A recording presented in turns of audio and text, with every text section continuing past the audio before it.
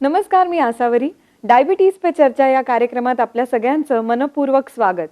आधुनिक जीवनशैली आणि तणाव यामुळे मधुमेहाचे रुग्ण भारतात वाढत चालले. प्रत्येक घरात मधुमेहाचे रुग्ण आपल्याला आढळतात. जागतिक आकडेवारीनुसार भारतात सर्वाधिक मधुमेहाचे रुग्ण आहेत. म्हणूनच भारताला मधुमेहाची राजधानी म्हणजे डायबिटीज कॅपिटल असं सुद्धा संबोधलं जातं. म्हणूनच मधुमेह आणि त्याचे दुष्परिणाम यांच्यावर जनजागृती करण्याच्या हेतूनं डायबिटीज पे चर्चा या कार्यक्रमाला सुरुवात करण्यात आली. या कार्यक्रमात जगातील प्रसिद्ध डायबिटॉलॉजिस्ट आणि एंडोक्रिनॉलॉजिस्टला आम्ही टीव्हीवर आपल्या भेटीला घेऊन येत असतो आणि ते उपयुक्त माहिती आपल्याला देत असतात. तर याच पार्श्वभूमीवर आपण आपल्या औरंगाबाद स्टुडिओमध्ये स्वागत करूया डॉक्टर चिमू चिंते. डॉक्टर चिमू चोपडे यांच्यासाठी माझा पुढचा प्रश्न आहे. डॉक्टर, डायबिटीजचे साधारण जोखीम घटक म्हणजे रिस्क फॅक्टर कोणते आणि त्यावर प्रतिबंधात्मक काही उपाय करता येऊ शकतात का? तर साधारणतः डायबिटीजचे रिस्क फॅक्टर किंवा जोखीम घटक हे माहिती असणं अत्यंत गरजेचं आहे. कारण हे जर रिस्क फॅक्टर आपण वेळीच ओळखले आणि त्याच्यावर जर उपाययोजना केली तर आपण भविष्यात होणारा डायबिटीज टाळू शकतो किंवा तो पुढे पण ढकलू शकतो. साधारणतः याचे 2 प्रकार मोडतात जे की आपण बदलू शकत नाही. ते म्हणजे आपलं वय. भारत ही डायबिटीजची कॅपिटल म्हणून, राजधानी म्हणून ओळखली जाते. तसंच फॅमिली हिस्ट्री किंवा आपल्या कुटुंबामधील आपतेष्टांना असलेला डायबिटीज, जसं आई वडील, आजी आजोबा किंवा फर्स्ट डिग्री रिलेटिव्ह, हे जे आहेत हे रिस्क फॅक्टर आपण बदलू शकत नाही. पण जे सगळ्यात महत्वाचे रिस्क फॅक्टर जे आहेत, जे आपण बदलू शकतो किंवा सुधारू शकतो, ते म्हणजे सगळ्यात मोठा रिस्क फॅक्टर जो काही सगळ्यात जास्ती प्रमाणात आजकाल आढळून येतो तो म्हणजे लठ्ठपणा किंवा ओबेसिटी. जवळपास लठ्ठ व्यक्तींना 80 ते 85% रिस्क असते डायबिटीज होण्याची. आजकाल इंडियन लोकांमध्ये, भारतीय लोकांमध्ये अजून एक प्रकार आढळतो तो म्हणजे सेंट्रल ओबेसिटी. जरी वजन कमी असलं तरी पोटाचा घेर वाढल्यामुळे त्यांना डायबिटीजची रिस्क जास्ती असते. दुसरा रिस्क फॅक्टर म्हणलं तर फिजिकल इनॅक्टिव्हिटी किंवा स्थूलपणा, जो की आता बैठे कामामुळे वाढत चाललेला आहे. तिसरा रिस्क फॅक्टर म्हटलं तर आपली आहाराची चुकीची पद्धती किंवा असंतुलित आहार किंवा इम्बॅलन्स डाएट, जसं कार्बोहायड्रेट किंवा खूप जास्ती प्रमाणात गोड पदार्थ किंवा कॅलरी डेन्स फूड आहेत किंवा खूप जास्ती स्निग्ध पदार्थ म्हणजे फॅटी फूड्स जे आहेत, जसं आपण जंक फूड म्हणतो, ते असे रिस्क फॅक्टर. आणि चौथे रिस्क फॅक्टर्स म्हणलं तर आता जे असोसिएटेड कंडिशन्स आहेत, जसं उच्च रक्तदाब आहे, वाढलेलं कोलेस्ट्रॉल आहे, किंवा ज्या बायकांना प्रेग्नन्सीचा डायबिटीज असतो किंवा ज्यांना अनियमित पाळी, ज्यालाच आपण पॉलिसिस्टिक ओव्हरियन डिसीज म्हणतो, अशा व्यक्तीमध्ये पण मधुमेहाचे प्रमाण जास्ती असू शकते. डॉक्टर चिमू चोपडे यांना माझा प्रश्न आहे की मधुमेह झालेल्या व्यक्ती निरोगी जीवनशैली कशी जगू शकतात आणि दैनंदिन जीवनात जी गुंतागुंत होते ती कशी टाळू शकतात? नक्कीच. जसं प्रतिभा मॅडमनी सांगितलं की डायबिटीज डिस्ट्रेस हा महत्वाचा फॅक्टर आहे मधुमेहाच्या, डायबिटीजच्या ट्रीटमेंटमध्ये गुंतागुंत निर्माण करण्यासाठी. बऱ्याचदा मानसिक तणाव हा सुद्धा शुगर कंट्रोल करण्यामध्ये बऱ्याचदा अडथळा आणतो. तर दैनंदिन जीवनामध्ये जे बदल आहेत ते जर आपण व्यवस्थित पाळले, जसं संतुलित आहार आहे, रेग्युलर एक्सरसाइज आहे, स्ट्रेस मॅनेजमेंट आहे, ह्या सगळ्या गोष्टी जर व्यवस्थित पाळल्या तर आपण मधुमेह चांगल्या प्रकारे कंट्रोल करू शकतो.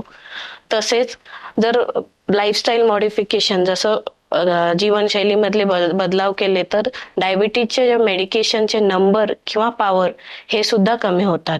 तर संतुलित आहारामध्ये आपल्याला फक्त 10 ते 15% चेंज करायचा असतो आपल्या दररोजच्या आहारामध्ये, पण तो फक्त आवडीचा असल्यामुळे, जसं गोड पदार्थ आहेत, तळलेले पदार्थ आहेत, फॅटी फूड्स आहेत, जंक फूड्स आहेत, हे सगळ्यांना जीभ ललचावणारे पदार्थ असतात. त्याच्यामुळे तो अवघड जातो. पण जर सुरुवातीला जर हे पदार्थ अवॉइड केले, सुरुवातीचे 8 ते 15 दिवस थोडंसं अवघडल्यासारखं वाटतं, परंतु 8 ते 15 दिवसानंतर सगळं काही नॉर्मल होतं. त्याच्यामुळे लवकरात लवकर बदल आत्मसात करून ते जर व्यवस्थित पाळले तर डायबिटीज म्हणजे शुगर कंट्रोल करण्यामध्ये बराचसा फायदा होतो. दुसरं म्हणजे एक्सरसाइज आहे. रेग्युलर एक्सरसाइज, ॲटलिस्ट 40 ते 50 मिनिटं aerobic exercise, muscle strengthening exercise ज्या केल्या तर शुगर कंट्रोलमध्येही शुगर कंट्रोल बरेचशी सोपी होते. त्याबद्दलच जसं आधी सांगितल्याप्रमाणे स्ट्रेस मॅनेजमेंट आणि पुरेशी झोप हे सुद्धा फॅक्टर महत्वाचे आहेत. डॉक्टर चिमू चोपडे यांच्यासाठी माझा हा प्रश्न आहे की मधुमेह झालेल्या व्यक्तींना आहारामध्ये काही शिफारसी आहेत का? कोणते पदार्थ आहारात घ्यावेत किंवा कोणते टाळावेत? आणि मधुमेहाची चाचणी घरच्या घरी सुद्धा करता येते का? तर संतुलित आहार आणि एक्सरसाइज आपण मागच्या ह्याच्यामध्ये पाहिलं की हे महत्वाचे टप्पे आहेत. ऍक्च्युली डाएट आणि एक्सरसाइज हा मधुमेहाची आपण पहिली ट्रीटमेंट मानतो. तर संतुलित आहार म्हटलं तर डायबिटीजच्या पेशंटनी काय खावं आणि काय नाही खावं, तर खाण्याची लिस्ट खूप मोठी आहे. ढोबळमानाने जर लक्षात ठेवलं तर ज्यांचा हाय ग्लायसेमिक इंडेक्स म्हणजे ज्यांची शुगर वाढवण्याची क्षमता जास्त असणारे पदार्थ जर जेवणामध्ये कमी केले तर शुगर कंट्रोल राहण्यामध्ये मदत होते. जसं की साखर, गूळ, मध पासून बनलेले गोड पदार्थ, मैद्यापासून बनलेले पदार्थ, तांदूळ आणि तांदळाचे पदार्थ हे जर अवॉइड केले तर शुगर बऱ्यापैकी आटोक्यामध्ये राहते. तर आता बऱ्याचशा पेशंटमध्ये तांदूळ म्हणजे भात हा दररोजचा घटक असतो, तर त्यांनी दररोज खाण्यापेक्षा सणासुदीच्या दिवशी किंवा काही स्पेसिफिक दिवशी जर केला आणि त्याचं सेवन जर अवॉइड केलं तर त्याच्यामध्ये बऱ्यापैकी शुगर कंट्रोलमध्ये फायदा होतो. दुसरं गोष्ट आहे की डायबिटीज सोबतच कोलेस्ट्रॉलची पातळी पण वाढत राहते. त्याच्यामुळे तेलकट पदार्थ, तळलेले पदार्थ, तूप, लोणी, बटर, चीज हे सगळे पदार्थ अवॉइड केलेले बरे. त्याच्यानंतर फळामध्ये असे असतात की 4 ते 5 गोष्टी असतात जे ते घेऊ शकत नाहीत, बाकी सगळं घेऊ शकतात. जसं केळी, आंबा, चिकू, सीताफळ, द्राक्ष किंवा कोणत्याही फळाचा ज्यूस.